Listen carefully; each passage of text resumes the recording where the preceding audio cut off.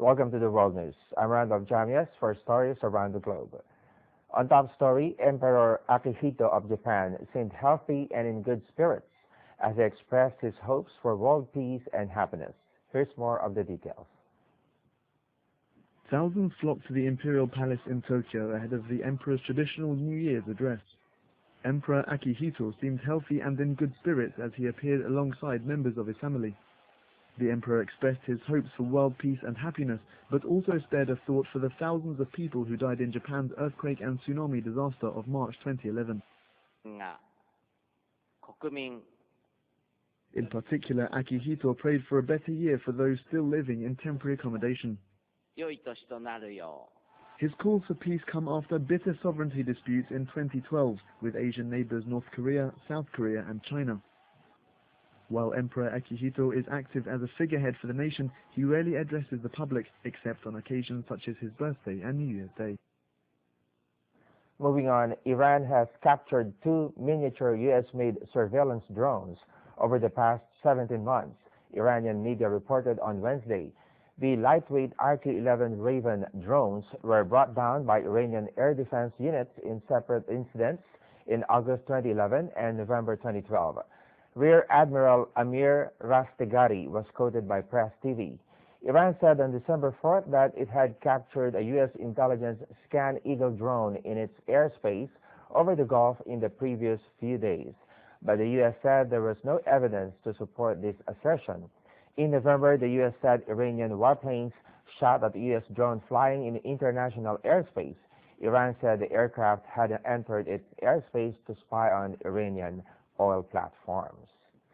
Since January the 1st, the government has started issuing real-time air quality data. Now anyone can access detailed information about the air they're breathing. More of the details in this report.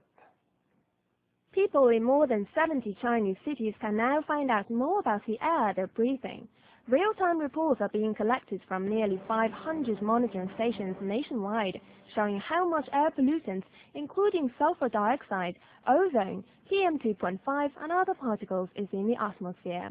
Experts say the move aims to improve the country's air quality monitoring system, as the new data now includes PM2.5. 是非常有必要的。 It's very necessary to invest in this network. For a long time, China's air pollutants monitoring system lacked information on fine particles in ozone, which largely contribute to dust haze and smog in cities.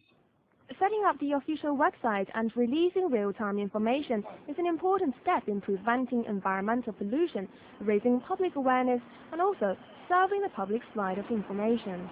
In recent years, public demands to access more information on PM2.5 have been growing. In the meantime, the authorities have beefed up air quality control, and now the number of air monitoring stations nationwide stands at more than 1,400, twice as many as in 2010. But a recent government report says in the first half of 2012, air quality in 33 Chinese cities failed to pass the standards. Nevertheless, it still saw a reduction from 45 from the previous year. It will take a rather long time for many Chinese cities to reach the air quality standard. For example, the annual average reading of Beijing's PM2.5 level now has more than double the standard, which should be 35 micrograms per cubic meter. It may take up to 2 decades for the capital to lower that number to the standard, as high industrialization has resulted in high emissions. Last year, China set its first comprehensive air pollution control target. It's hoping to cut its PM2.5 density by 5% every year through to 2015. Assessments will be made in the following year. Japanese researchers are pushing hard to develop cells that can help solve a number of medical ills. Several groups plan to use induced pluripotent stem cells in clinical trials and put them to practice.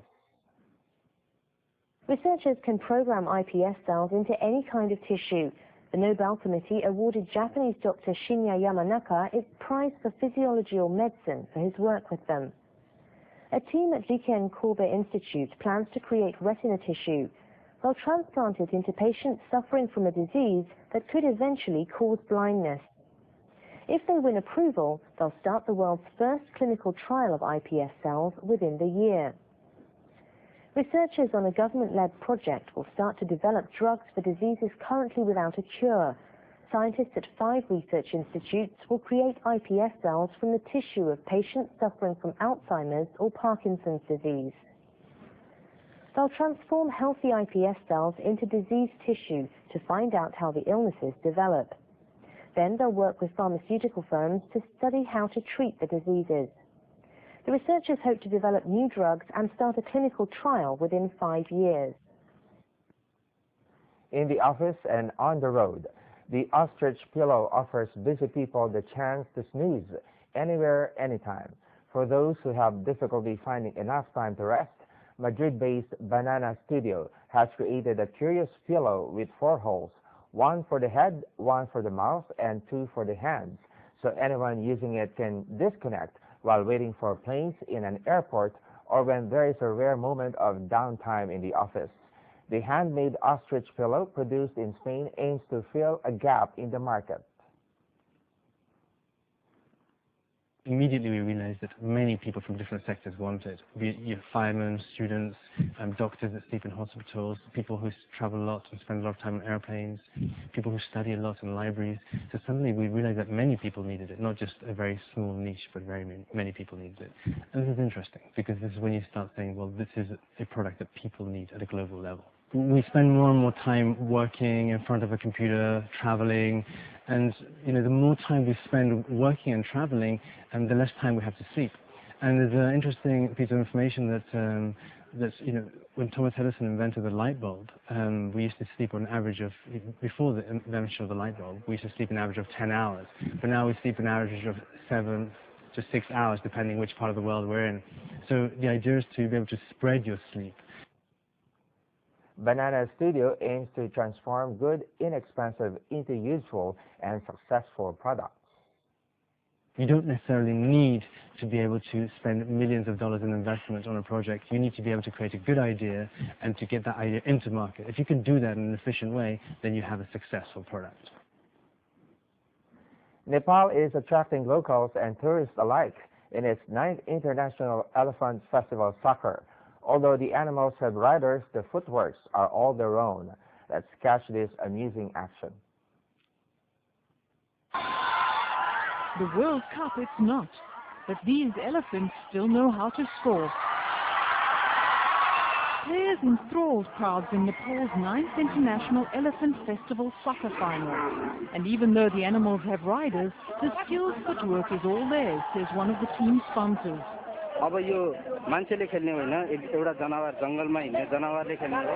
People will get the message all over the world that an animal that is very difficult to train is playing soccer for the entertainment of the people.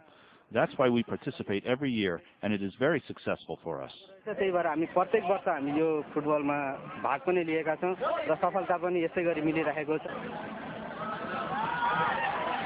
festival tries to raise awareness for conservation in the area, and the 3-day event included an elephant race and an elephant beauty contest. But the real attraction for sponsor Kiss Bank was that its team gave the opposition a trumpeting with a 6-0 victory in the final.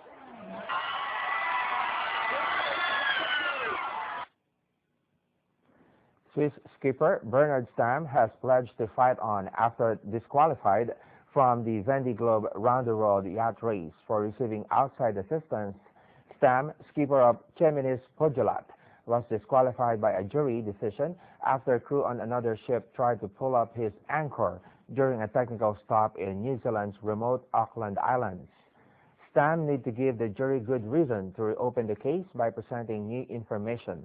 This is Stamm's 3rd Vendée Globe.